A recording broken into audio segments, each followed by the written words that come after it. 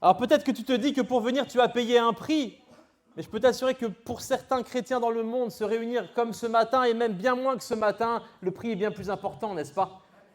Et nous devons vraiment considérer la grâce que nous avons de pouvoir, rien que le fait de dire le nom de Jésus librement. Quelle grâce! Quelle grâce ce matin! Je bénis le Seigneur, je suis très heureux de partager la parole, et vous savez, quand on prêche, on veut tellement savoir, être certain que le thème de la prédication, c'est ce que Dieu veut pour ce dimanche. Je peux vous assurer que c'est peut-être un des plus grands tremblements qu'on a, c'est un des plus grands désirs qu'on a, c'est Seigneur, il y a tellement de choses sur lesquelles on pourrait prêcher. La parole de Dieu, elle est vaste, n'est-ce pas? Pourquoi prêcher sur ça ce matin? Le Seigneur sait. Et pour un prédicateur, on aime tellement quand le Seigneur il nous fait du bien. Vous savez, les prédicateurs, on est des hommes, nous aussi. Et on aime tellement quand le Seigneur il prend soin de nous. Et on aime bien quand le Seigneur nous donne des confirmations sur ce qu'on doit prêcher ce dimanche-là. Amen.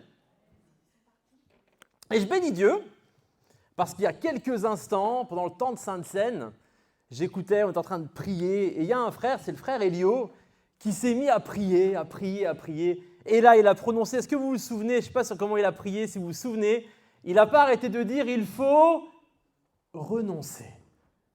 Seigneur, nous ne voulons pas renoncer à toi, alors nous devons renoncer. Seigneur, toi, tu as renoncé pour nous. Amen. Donc voilà, je voulais vous dire que je ne prêche pas ce matin parce que c'est déjà fait. On peut rentrer à la maison. Le Saint-Esprit est à l'œuvre au milieu de nous ce matin. Amen. Le Saint-Esprit prépare nos cœurs. Le Seigneur, ce matin, je bénis le Seigneur parce qu'il a vraiment confirmé cette thématique que le Seigneur avait mise sur mon cœur. Ce matin, si tu veux l'afficher, merci ma sœur. Ce matin, frères et sœurs, on va parler du renoncement. Et on va voir combien c'est essentiel en tant que chrétien. Et entre nous, c'est pas agréable, n'est-ce pas? Les bénédictions, l'amour de Dieu, mais alors le renoncement, frères et sœurs. Est-ce que vous êtes d'accord avec moi que Jésus est le chemin, la vérité et la vie? Alléluia! Et nous avons une grâce spéciale. Frères et sœurs, est-ce que nous nous rendons compte que nous connaissons le bon chemin? Vous savez que la France, c'est le pays champion des antidépresseurs. Pourquoi? Parce que les gens n'ont pas de sens à leur vie. Parce que les gens ne trouvent pas le chemin. Alors ils font des crises. Alors ça ne va pas dans leur vie. Il y a la crise de la trentaine. Il y a la crise. Non, ça commence plus tôt maintenant. Alors, chez les enfants, il y a le Terrible 2, le Terrible 3, le Terrible 4. Vous connaissez ça ou pas, les parents?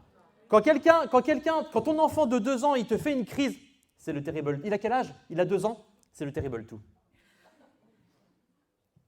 Puis après, ton enfant, il fait une crise, et puis, il a quel âge? Il a 3 ans.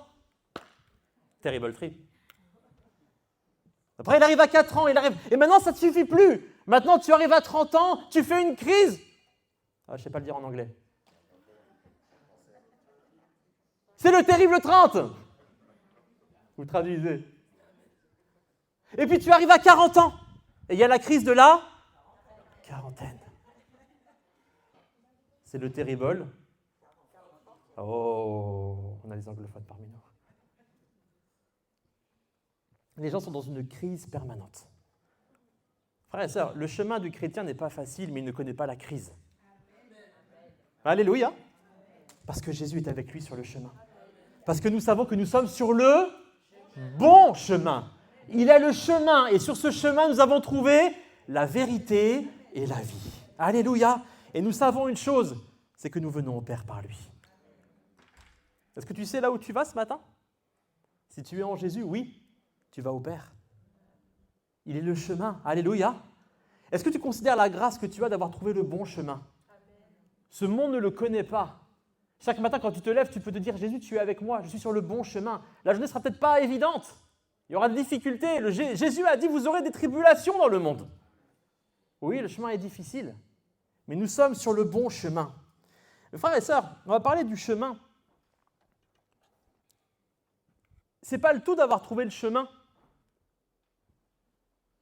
Encore faut-il marcher dessus. Alléluia. C'est pas le tout d'avoir trouvé le chemin. encore faut-il pouvoir marcher dessus. Et il y a des chemins qui ne sont pas faciles, frères et sœurs. N'est-ce pas? Et surtout, si tu es mal équipé et pas préparé au chemin, ça peut être extrêmement compliqué. Je me souviens un jour avec Alexandra, on n'avait pas encore d'enfants, on va faire une balade, et on va faire un détour. Et il y avait un château qui était là, et on veut aller voir le château. Et Alexandra, vu qu'on était parti se faire une balade, ma super fiancée, ma super jeune épouse, alors elle s'était apprêtée. Elle avait mis une tenue pour aller à l'extérieur, pour aller nous balader. Parce que le chemin que nous devions prendre au début, c'était avec la voiture. Alors Alexandra avait mis des baskets, non. Elle avait mis des talons, parce qu'elle sort avec son mari, avec son fiancé. Non, elle n'avait pas mis ses pieds. Elle avait mis ses talons. Et là, on se dit, viens, on fait un détour et on va aller voir le château. Et le château était en hauteur sur une colline. Et les voitures n'avaient pas accès en haut du château, le fait qu'elles restent en bas. Alors nous, on est descendu de la voiture, on a garé la voiture, et lorsqu'on arrive, on voit le chemin pour aller jusqu'au château. Et moi, j'étais bien. Parce qu'apprêté ou pas, j'avais des baskets. Parce que je suis un garçon, désolé mesdames. Et là, ma chère épouse, qui avait tellement été attentionnée envers moi, elle avait mis ses talons. Et alors que moi, j'allais gaiement sur le chemin, elle a fait.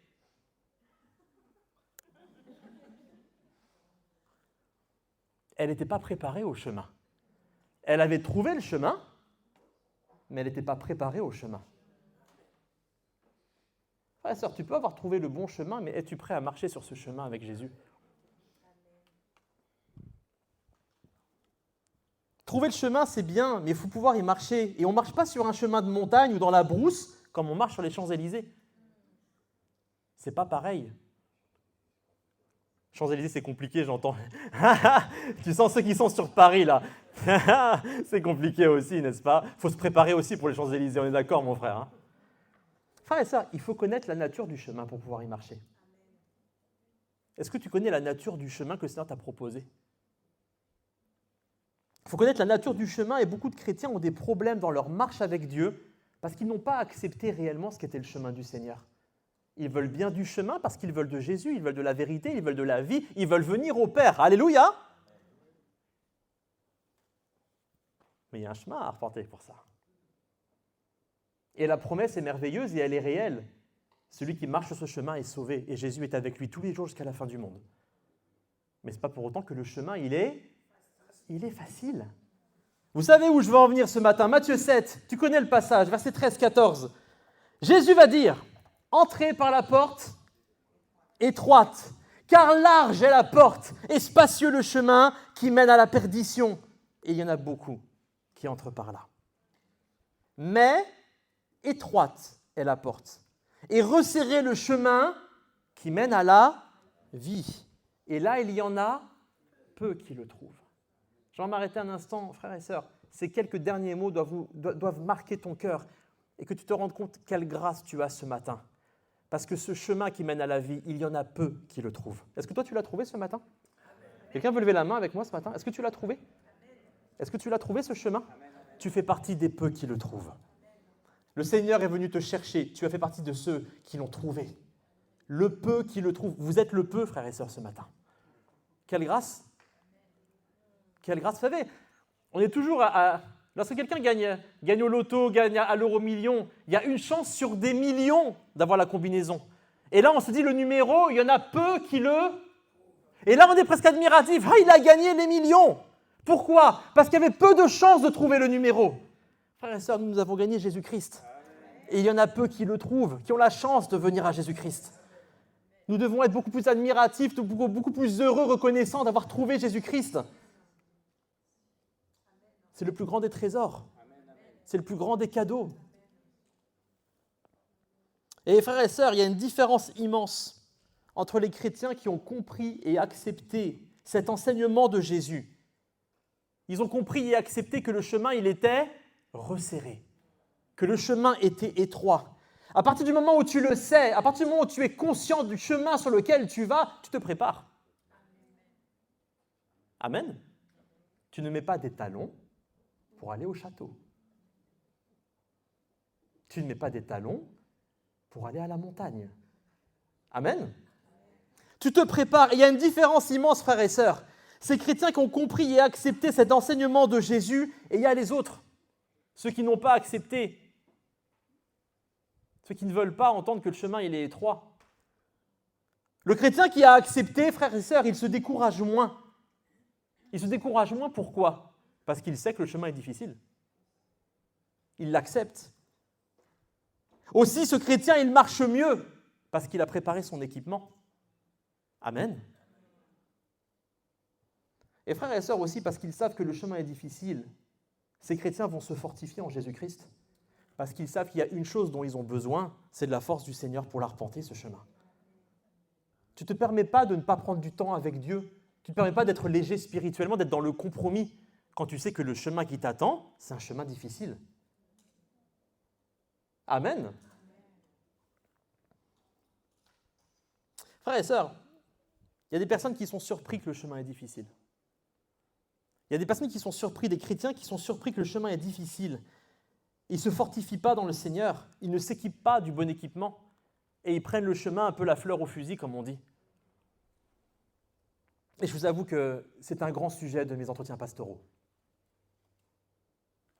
Et je vous le dis avec un grand sourire. Pasteur, je ne comprends pas, c'est difficile. Pasteur, je ne comprends pas, le chemin est dur. Pasteur, il m'arrive telle épreuve. Pasteur, que fait le Seigneur ? Pasteur, je n'aurais pas imaginé. Oh ! Est-ce que tu connaissais le chemin ? Est-ce que les apôtres ne sont pas passés avant ? Est-ce que Jésus n'a pas pris un chemin difficile pour toi ?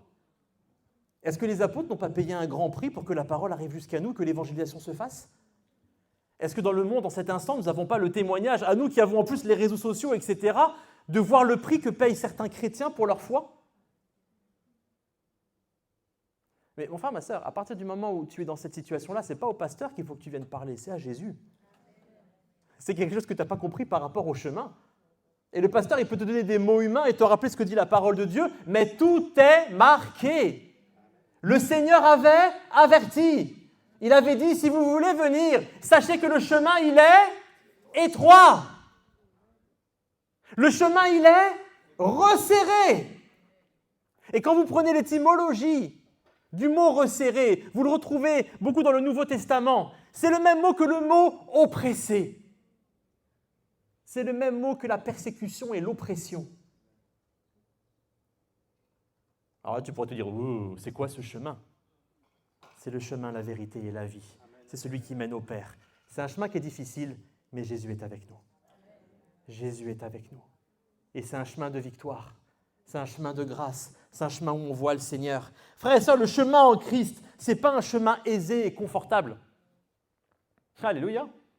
Jésus n'est pas venu pour rendre notre vie aisée et confortable. Au contraire, il a dit, je ne suis pas venu apporter la paix, mais l'épée. Je ne suis pas venu apporter la paix, mais l'épée. Le chemin en Christ n'est pas un chemin aisé et confortable, il est resserré, il est étroit, et beaucoup cherchent le confort. En fait, ils veulent le Dieu du confort, qui doit donner du confort à leur vie, des bénédictions à leur vie. Frères et sœurs, la bénédiction que le Seigneur t'a promis, c'est le salut en Jésus-Christ. Et c'est la plus grande que tu auras pour toujours. Pour le reste, il a juste promis qu'il serait fidèle et que tu ne manquerais de rien. Il n'a pas promis la nouvelle bénédiction dont tu as besoin pour croire en lui. Ce n'est pas un chemin confortable, aisé. On l'a dit, il est resserré, étroit. Certains veulent que Dieu élargisse leur chemin, rende le chemin spacieux, les bénisse. Mais frères et sœurs, ce n'est pas le chemin qui s'adapte aux marcheurs. Est-ce que tu comprends ça ce matin ? Ce n'est pas le chemin qui s'adapte aux marcheurs. C'est le marcheur qui doit s'adapter au chemin et faire ce qu'il faut pour l'appréhender. Ça nous paraît logique pour un chemin de montagne, mais pas pour le chemin du Seigneur. Et Jésus va dire à ses disciples, Matthieu 16, 24, « Si quelqu'un veut venir après moi, qu'il renonce à lui-même, qu'il se charge de sa croix et qu'il me suive. » Et ça rejoint la prière de notre frère tout à l'heure et la thématique que nous voyons ce matin. « Si quelqu'un veut venir après moi, qu'il renonce à lui-même. Le chemin de Jésus est étroit. Frères et sœurs, il n'y a pas la place pour ton ancienne et ta nouvelle vie. Ça ne tient pas en largeur. Ça ne tient pas à deux. Il y a un chemin, il y a une seule personne qui peut y passer. C'est soit ton ancienne vie et tu prends ton chemin, soit c'est ta nouvelle vie. Mais il va falloir renoncer à l'ancienne pour passer dans la nouvelle. Quelqu'un peut dire amen avec moi ce matin? Se convertir, frères et sœurs, littéralement, ça veut dire changer de chemin. Si tu es converti à Jésus-Christ, le mot conversion, ça veut dire changer de route, changer de chemin. Et voyez avec moi ici comment Jésus va prononcer ce verset. Jésus va dire, si quelqu'un veut venir après moi, qu'il renonce, qu'il se charge, et ensuite qu'il me suive. Vous comprenez? Est-ce que vous comprenez l'ordre dans lequel Jésus l'a donné? Jésus va commencer en disant, d'abord vous devez renoncer. En fait, Jésus est en train de dire, avant que tu mettes le premier pas sur le chemin, il va falloir que tu renonces à ta vie. Ce n'est pas lorsque tu auras commencé le chemin que tu vas pouvoir renoncer. Il faut que tu aies renoncé à ta vie avant de pouvoir prendre le chemin.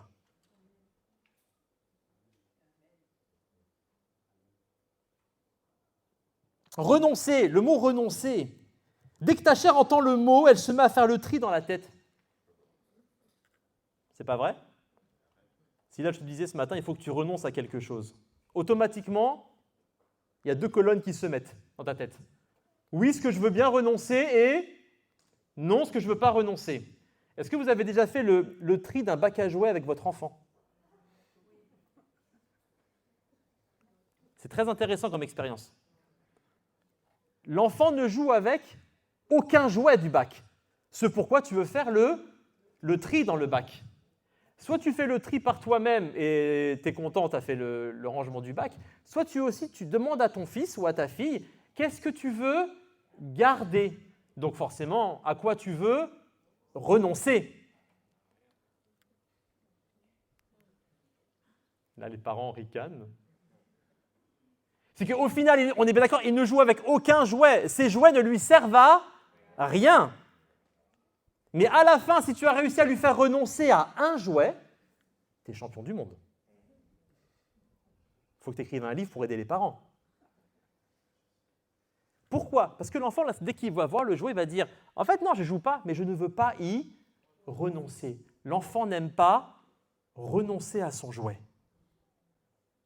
Pourtant, c'est une bonne chose, il n'en a plus besoin, peut-être même qu'il y aura des nouveaux jouets qui pourraient venir derrière.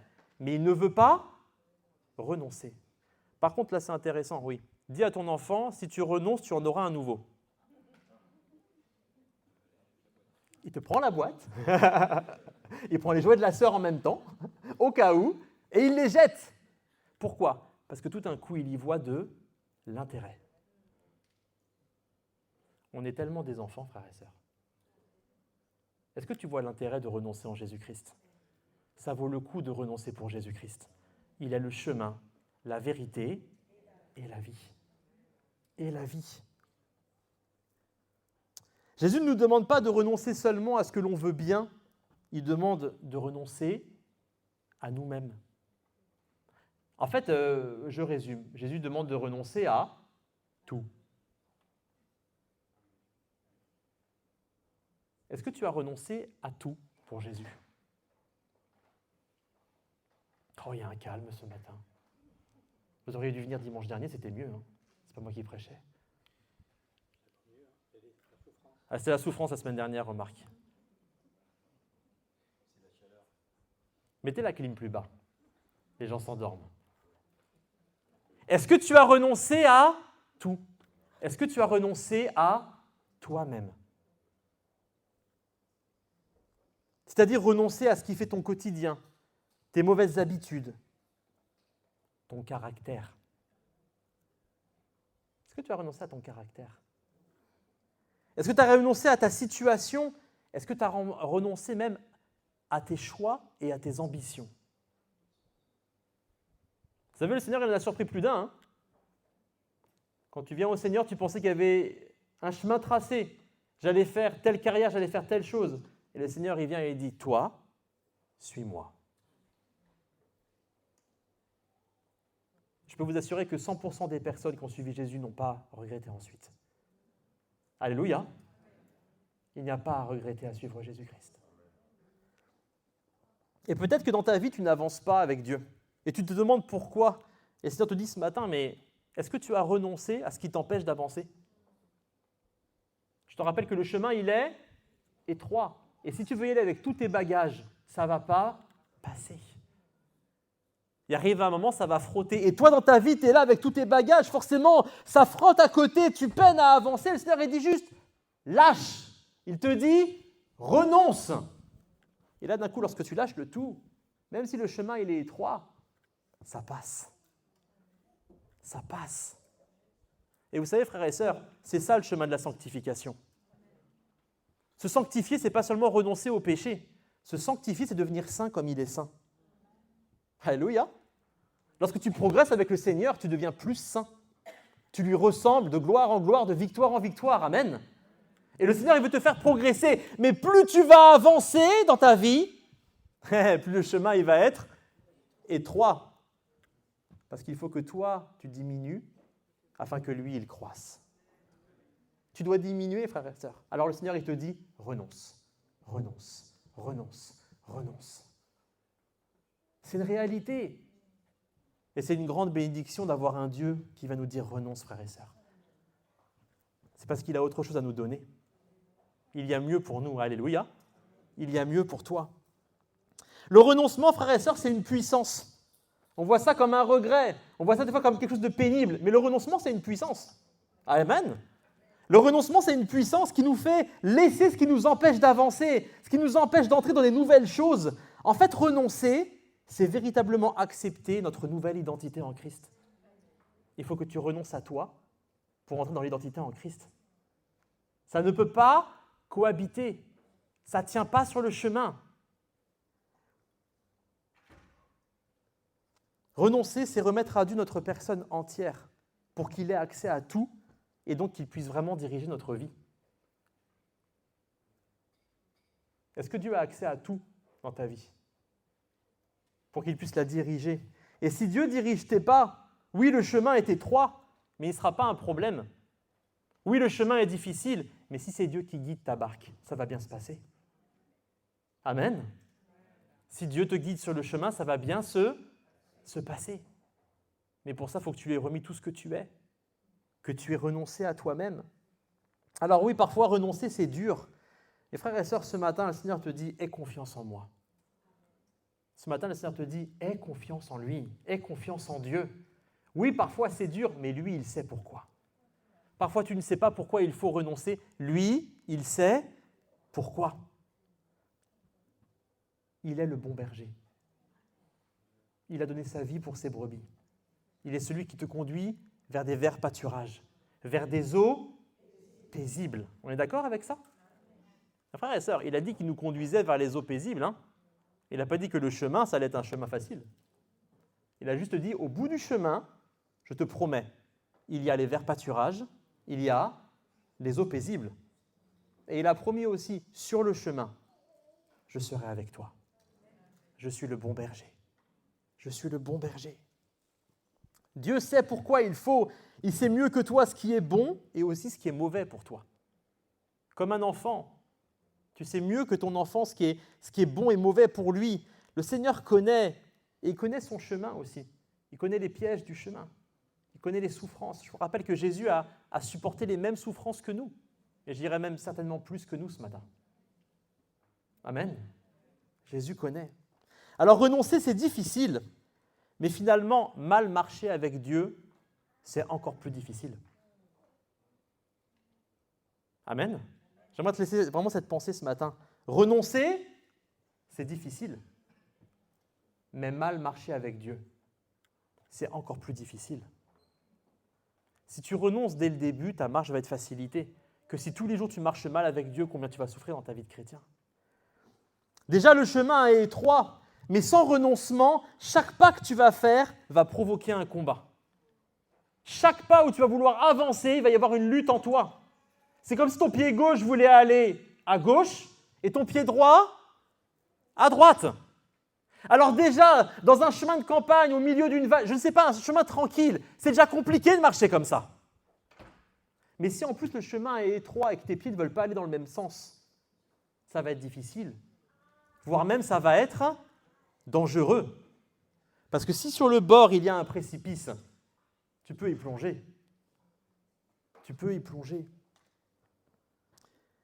En fait, si tu marches sans renoncer, ça va soit te décourager, ça va décourager ta marche au point même de te faire abandonner. Oui, c'est trop difficile. Alors je m'arrête là. Le Seigneur n'est pas vraiment sur le chemin. Franchement, frères et sœurs, l'adversaire va vous bombarder de pensées. L'adversaire va vous bombarder de pensées. Ce dont vous n'avez pas renoncé va être des portes ouvertes au diable pour vous mettre du découragement dans la tête. Ça va soit te décourager, ou alors tu vas pouvoir avancer. Mais alors à quel rythme ? À quel rythme est-ce que tu vas avancer ? Tu vas être sur un faux rythme ? Tu vas être dans une marche inégale ? Tu vas faire des allers-retours ? Frère et sœurs, le Seigneur, il a des chemins tracés pour nous. Ce n'est pas le tout d'avancer. Le Seigneur, il veut que tu ailles à des étapes précises. Il ne veut pas que tu rates les étapes. Il ne veut pas que tu rates les projets qu'il a pour toi. Et pour ça, il faut renoncer. Sinon, ça va te fatiguer. Frères et sœurs, il y a vraiment des chrétiens qui se fatiguent dans leur marche. Alors que le Seigneur, normalement, il renouvelle tes forces. Le Seigneur, il t'aide et il te soutient. Pourquoi est-ce que chez les autres, ça fonctionne et pas chez toi ? Demande-toi, toi, dans ta vie, ce que tu n'as pas fait. Je peux vous assurer que ce n'est même pas une histoire d'épreuve que l'on rencontre. Parce que j'ai rencontré des personnes qui ont vécu parmi les plus grandes épreuves qu'on peut rencontrer. Même la perte d'un enfant. Et pourtant, ces personnes sont debout et avancent avec Jésus-Christ. Quelqu'un peut dire amen avec moi ce matin ? C'est pas l'importance de l'épreuve. Ce qui est important, c'est ton Dieu. C'est ce que tu as renoncé et comment tu le suis. C'est comme ça que tu peux avancer avec lui. Tout ce dont tu ne renonces pas avant le chemin est une occasion pour le diable de te faire renoncer au chemin. C'est pour ça que Jésus a dit, d'abord tu renonces, tu portes ta croix et après tu peux me suivre. Tout ce dont tu ne renonces pas avant le chemin est une occasion pour le diable de te faire renoncer au chemin par la suite. Si tu renonces, je peux te le dire, le chemin sera toujours serré.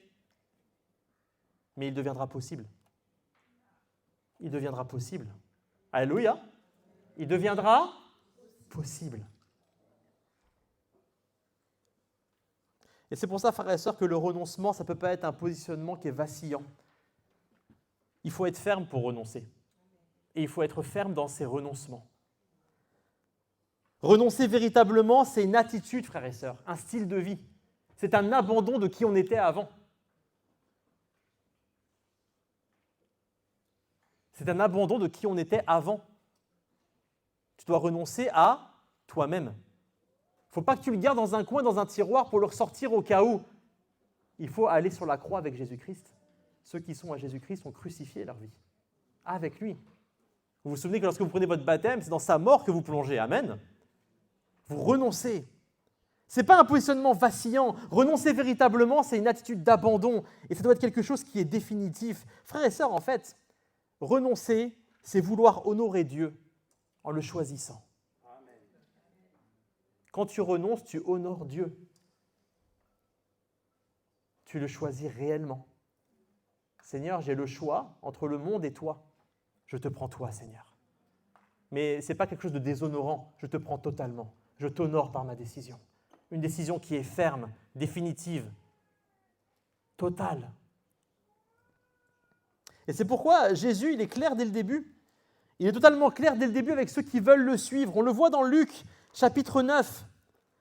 Il est dit, verset 57, « Pendant qu'ils étaient en chemin, quelqu'un lui dit, « Je te suivrai partout où tu iras. » Jésus lui répondit, « Les renards ont des tanières et les oiseaux du ciel ont des nids, mais le Fils de l'homme n'a pas où reposer sa tête. » Alors il y a un autre qui vient, Jésus dit à un autre, « Suis-moi. » Et il répondit, « Permets-moi d'abord d'aller ensevelir mon Père. » Mais Jésus leur dit, « Laisse les morts ensevelir leurs morts, et toi, va annoncer le royaume de Dieu. » Un autre dit, « Je te suivrai, Seigneur, mais permets-moi d'aller d'abord prendre congé de ceux de ma maison. » Jésus lui répondit, « Quiconque met la main à la charrue et regarde en arrière n'est pas bon pour le royaume de Dieu. » Un peu plus loin, dans Luc, chapitre 14, au verset 33, Jésus va dire, « Ainsi donc, quiconque d'entre vous ne renonce pas à tout ce qu'il possède ne peut pas être mon disciple. »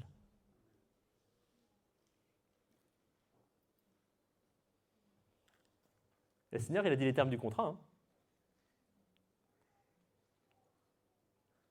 Le Seigneur a dit les termes du contrat. Si tu ne renonces pas à tout, tu ne peux pas être mon disciple. Frères et sœurs, on a la grâce aujourd'hui d'être... On est avec le Seigneur, le Saint-Esprit est là, mais soyons honnêtes. Si Jésus était physiquement là ce matin, est-ce que des fois on ne se remettrait pas un peu plus en question? Est-ce que lorsque Jésus te regarderait et te dit « renonce », tu ferais « alors attends, je choisis, non mais ça je garde, ça Seigneur tu sais, ça Seigneur tu connais ». Est-ce que vous pensez que les disciples avec Jésus en face se permettaient ce genre de réflexion? Oui, non? Non? Quand Jésus a dit « renonce », ils ont dû renoncer. Et nous, aujourd'hui, frères et sœurs, nous sommes les disciples de Jésus. Est-ce que nous avons réellement renoncé à tout? Vous savez, le Seigneur n'est plus là physiquement, mais il voit. Hein. Il sonde ton cœur. Il te voit au quotidien. Et même quand le pasteur ne te voit pas, le Seigneur sait. Il voit l'intimité de ta vie. Il voit qui tu es au travail. Il voit qui tu es dans tes ambitions. Il voit qui tu es quand tu es tout seul. Le Seigneur sait. Le Seigneur voit si tu as réellement renoncé pour lui. Et peut-être que tu peux te faire appeler devant les hommes disciples. Mais on ne trompe pas le Seigneur. On ne se moque pas de Dieu. Lui, il sait si nous sommes réellement son disciple, ses disciples. Jésus a dit les termes. Il a annoncé clairement les choses à ceux qui veulent le suivre. En fait, il leur a dit, est-ce que vous êtes prêts à payer le prix? Le prix pour me suivre, c'est le renoncement à tout. Mais finalement, est-ce que ce n'est pas ce que Jésus a fait pour nous? Amen. Alléluia. Est-ce que ce n'est pas juste ce que Jésus a fait pour nous? Vous vous souvenez qu'il était dans le ciel? Et la Bible nous dit qu'il n'a pas regardé comme une proie à arracher, comme quelque chose de difficile. De quoi? De perdre sa divinité, sa place qu'il avait dans le ciel, pour venir dans un homme. Oh, il est resté Dieu, mais il était aussi parfaitement homme. Pourquoi? Pour venir mourir pour nous. Le Seigneur, il l'a abandonné temporairement. Amen. Parce que maintenant, il est élevé. Maintenant, il est assis à la droite de Dieu. Et son nom est élevé au-dessus de tout nom. Mais Jésus a payé le prix. Et le prix, c'est qu'il a renoncé pour venir pour nous. Et toi, ce matin, as-tu vraiment renoncé pour aller à lui? Renoncé dans ta vie? Le prix pour suivre Jésus, c'est le renoncement à tout. Et dès le début, les apôtres ont dû faire face à un renoncement total. C'est pourquoi ils ont pu suivre Jésus sur un chemin difficile, un chemin de consécration. Ils ont consacré leur vie, ils se sont mis à part pour Dieu, parce qu'ils n'étaient pas attachés à leur vie plus qu'à Dieu. Attention, Dieu ne dit pas qu'on ne doit pas être attaché à notre vie, mais il ne faut pas y être attaché plus qu'à Dieu. Et toi, ce matin, est-ce que tu es prêt à payer le prix? Alors attention, pas le prix que tu veux bien payer, le prix qui est demandé par Dieu. Amen. Ça ne se passe pas comme ça. Quand tu arrives à la caisse du magasin, tu ne peux pas dire « Désolé, ce n'est pas 30 €, c'est 15 ». La caissière elle va dire « Il n'y a aucun problème, monsieur ». Dans ce cas-là, vous repartez sans l'article. On est d'accord avec ça? Eh bien, c'est pareil, c'est Jésus qui a fixé le prix. Tu ne peux pas dire « c'est moitié prix ». Tu peux pas. Ou alors si, tu dis « Seigneur, c'est les soldes, je veux payer moins cher ». Ok, tu auras une vie avec moins de valeur. Toute la valeur que tu n'auras pas donnée, tu ne la retrouveras pas dans ta marche avec le Seigneur. Tu vas rater tes objectifs, tu vas marcher plus difficilement, tu ne vas pas rentrer dans les projets que le Seigneur a pour toi. Frères et sœurs, on le verra à la fin, ça vaut le coup de payer le prix. ça vaut toujours le coup de choisir Jésus-Christ. Dans Marc 10, versets 21 à 23, on a le passage, vous savez, de l'homme riche. On connaît bien ce texte.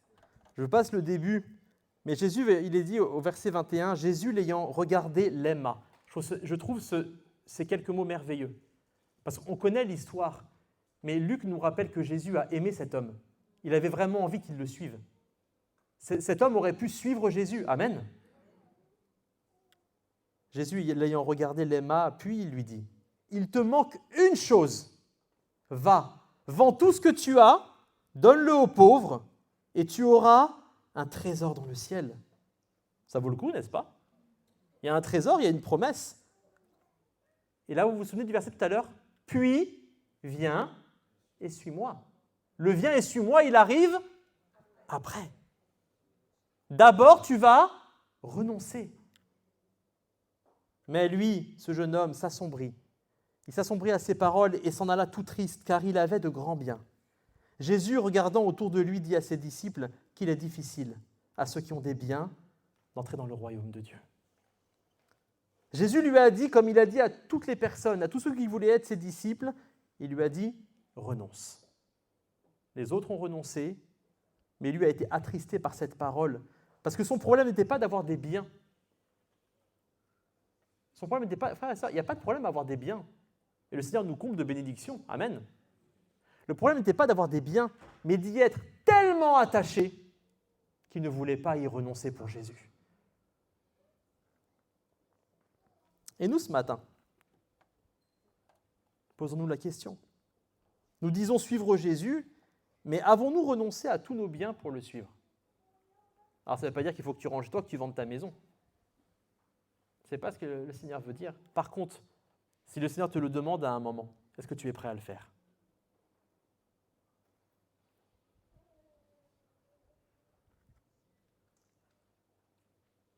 Es-tu prêt à laisser ta maison pour Jésus? Vous savez, avec Alexandra, ça fait 8 ans qu'on est dans la maison qu'on a actuellement. Lorsqu'on est rentré dans cette maison, on l'a achetée. Alors vous savez, quand on achète, en plus, on est propriétaire. On se sent lié à la maison et puis tu as un crédit sur 25 ans. Alors tu te dis, là, normalement, tu viens pour rester un moment. Quand on est rentré à l'achat, on a signé chez le notaire, on a eu les clés, on est rentré dans la maison. La première chose que l'on a fait dans la maison, c'est que nous avons prié avec Alexandra en disant, Seigneur, quand tu nous le demandes, on part. Cette maison, elle t'appartient. Et si tu veux nous la reprendre, elle est à toi. Amen. On aime bien dire Amen au témoignage des autres. On aime bien applaudir. « Oh, le pasteur, il est courageux, c'est formidable. Oh, ils y vont, hein. Frères et sœurs, c'est peut-être pour ça aussi que le Seigneur, il appelle certains. Peut-être aussi pour ça que certains, ils rentrent dans une certaine destinée, dans certains projets. Ce n'est pas que l'un ou l'autre a plus de talent. Dieu connaît les appels et ce qu'il donne, mais est-ce que tu as renoncé pour rentrer dans ce que le Seigneur a pour toi? Est-ce que tu as payé le prix pour ta vie? Frères et sœurs, est-ce que tes biens sont un problème? Est-ce que tes biens sont un problème?